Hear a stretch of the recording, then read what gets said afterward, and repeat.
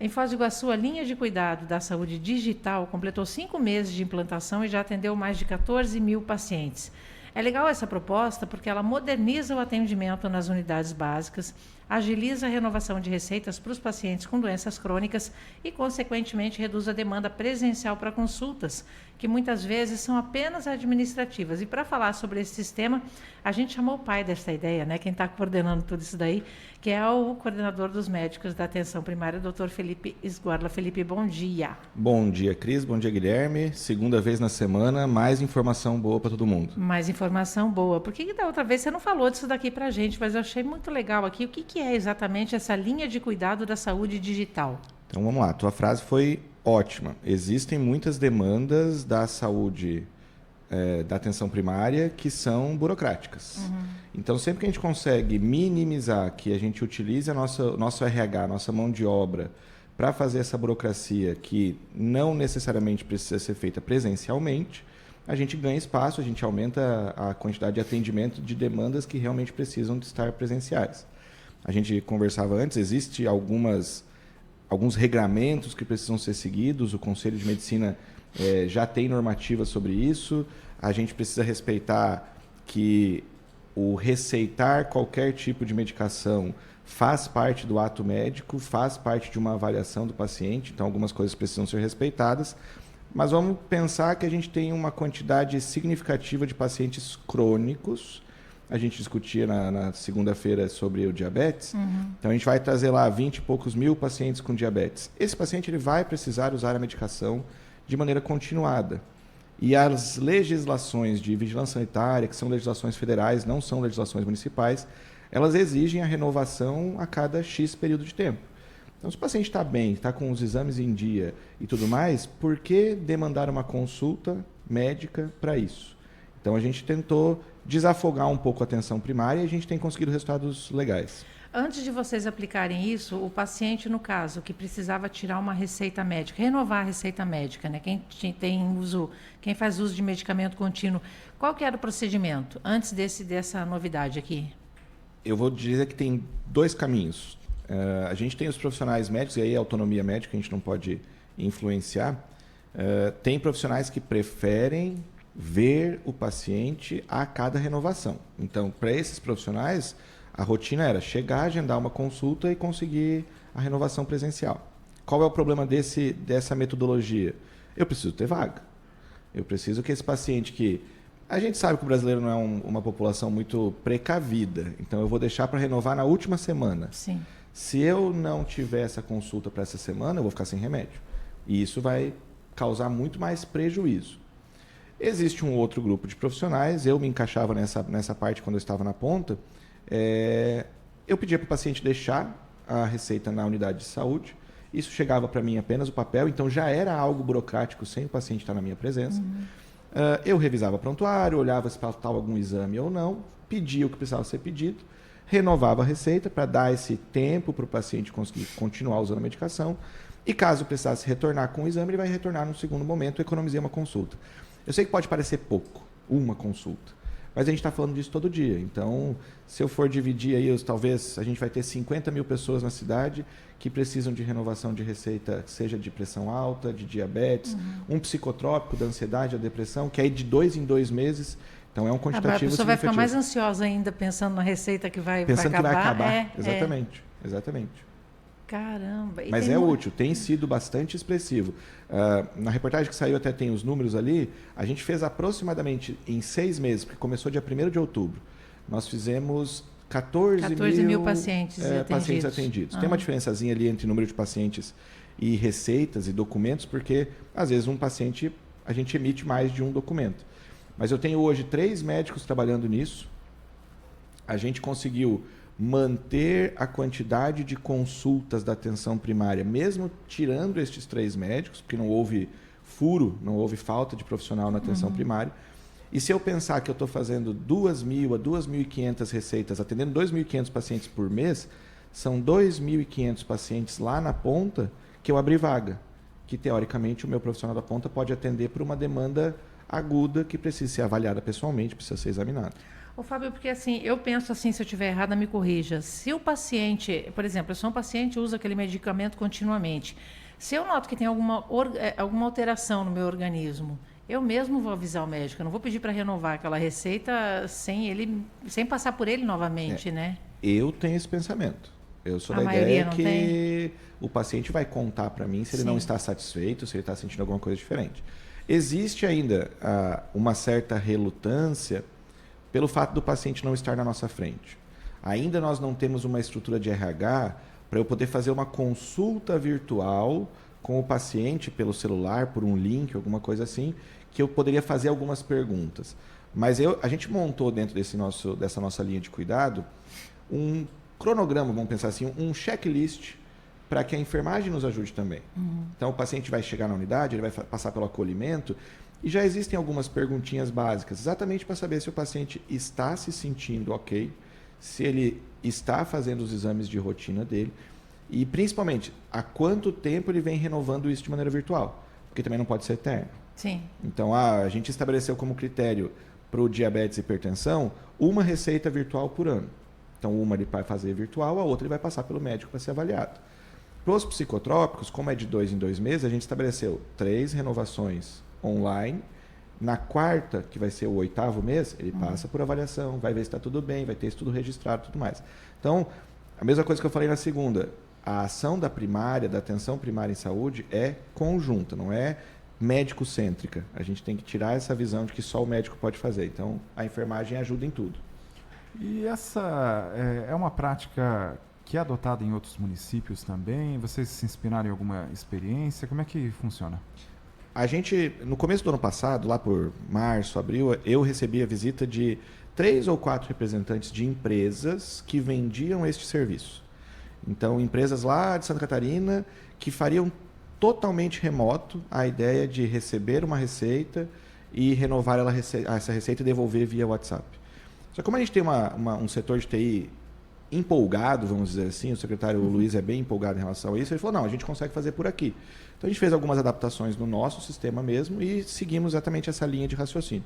Já existe legislação, existe liberação das farmácias, que a assinatura digital é válida, então a gente se embasou no que existe para tentar implantar. Óbvio, há melhorias a serem feitas, mas já uma boa ajuda que a gente está dando.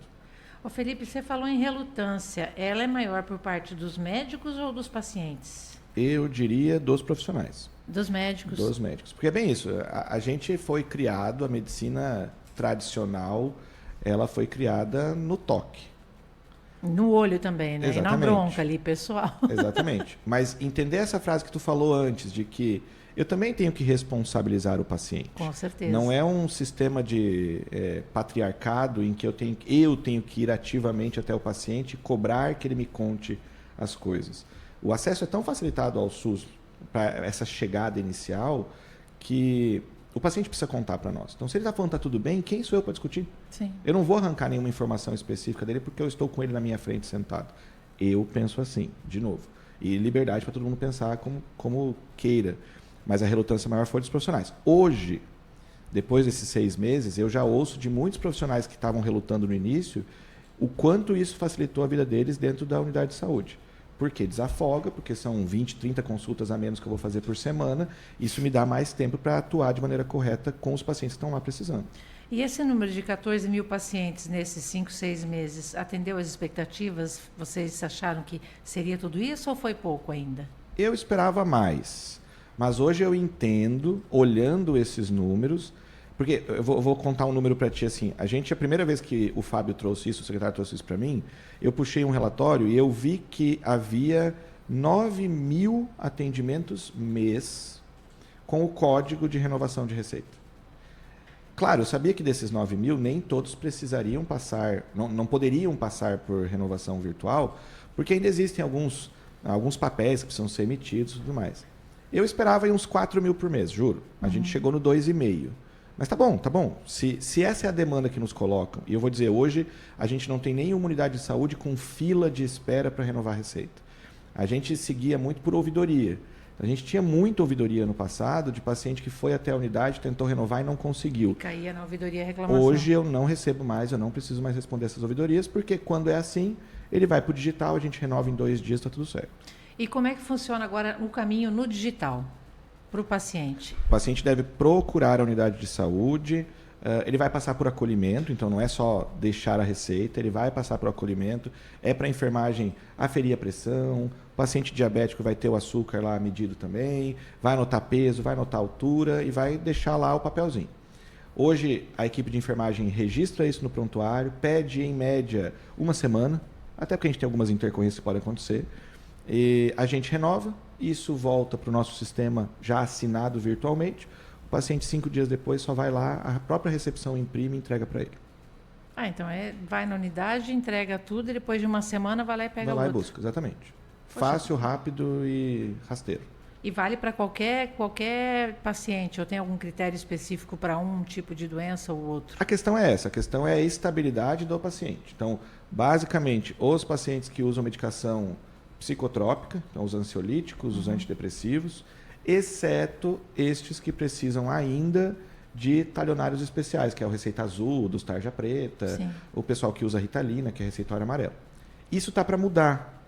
A Anvisa já lançou nota em janeiro de que até julho vai haver uma descentralização e vai ser possível renovar receitas azuis e amarelas pelo virtual. Olha. Então, talvez no meio do ano a gente tenha uma ampliação disso, porque eu consigo colocar mais pacientes. Então, o paciente do psicotrópico e o paciente hipertenso diabético. Basicamente é esse grupo, desde que estável. E com relação a exames, né? Esse modelo digital, ele também possibilita solicitar exames? Como que funciona? Possibilita. Então, qual que é a orientação que eu tenho dado para os meus 3 colegas que me ajudam nessa tarefa? Paciente hipertenso e diabético, ele tem aquela rotina de risco cardiovascular. Então, hoje o Ministério da Saúde recomenda que o paciente diabético faça a hemoglobina glicada 1 vez por ano. Então, o que eu sempre oriento, vai fazer a renovação da receita do metformina, que é o remédio do diabetes, olha o prontuário e avalia quando foi a última vez que esse paciente fez a hemoglobina glicada.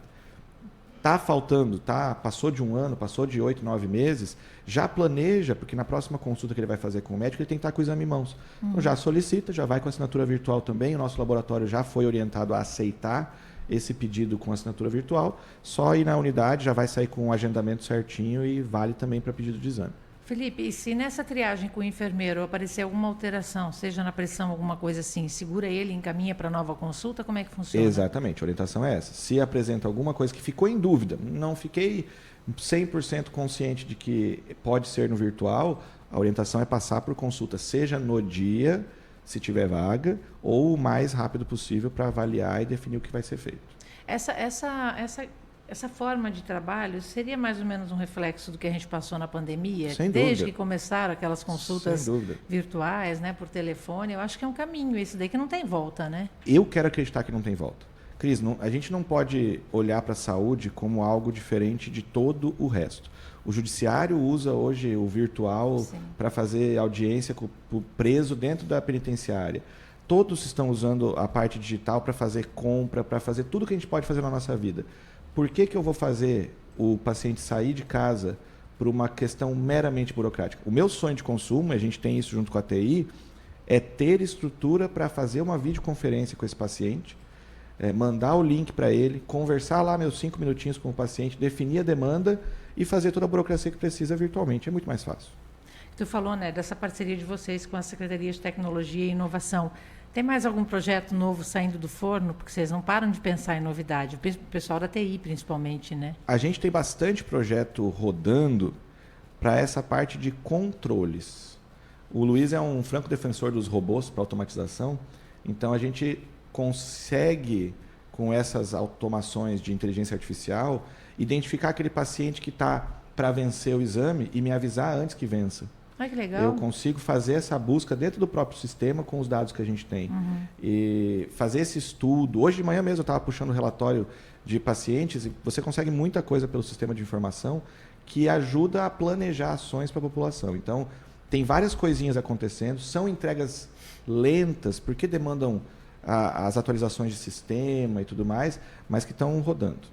Outro número que me chamou a atenção, tu falou que quando vocês começaram, você viu lá 9.000 pessoas tendo que refazer o pedido para medicamento. É tudo isso aqui em Foz? É tudo isso. É tudo isso porque a gente comentou lá, são pelo menos 20 mil diabéticos. Eu vou ter mais ou menos essa quantidade de hipertensos. Óbvio que alguns coincidem a hipertensão e diabético ao mesmo tempo. Mas eu acho que o grande mal, e voltando à sua frase da pandemia, o mal dessa nossa década pós-pandêmica é a ansiedade. É a ansiedade, é a depressão, o que o confinamento fez com a nossa cabeça. A quantidade de psicotrópicos distribuídos pela prefeitura é gigantesca. E aí eu vou bater nessa legislação federal, que recomenda a renovação de receita a cada 60 dias. Então, isso gera um número expressivo de renovações. Porque o acompanhamento também é mais específico também, Sim, né, exatamente. Felipe? E pensa, se eu vou ter que planejar, pensando em ação global da saúde, hoje a gente faz 1.600 atendimentos na primária todo santo dia.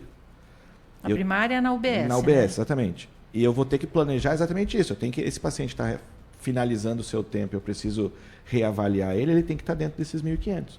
É um planejamento muito complexo de ser feito. Então, por isso a ideia de renovar virtual, para tentar desafogar esse pensamento. E esse sistema que vocês implantaram agora, ele traz mais segurança também para a rastreabilidade das prescrições médicas? Sem dúvida. Eu evito falsificação, eu evito que o paciente consiga fazer a compra da medicação em mais de uma farmácia diferente. Hoje a prefeitura tem um sistema que a farmácia comercial, ela entra, digita o código de segurança lá, e se já foi dispensado em outra farmácia, está bloqueado, eu não consigo fazer isso mais. Então, facilita que a gente saiba onde essa receita foi comprada, qual é a medicação que foi prescrita.